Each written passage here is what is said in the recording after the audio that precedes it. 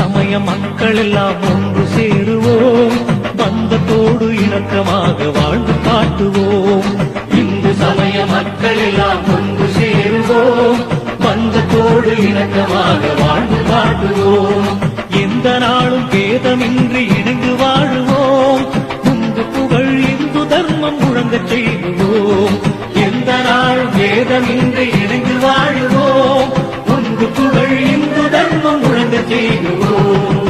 இந்து சமய மக்கள் எல்லாம் ஒன்று சேருவோம், பந்தத்தோடு இணக்கமாக வாழ்ந்து காட்டுவோம்.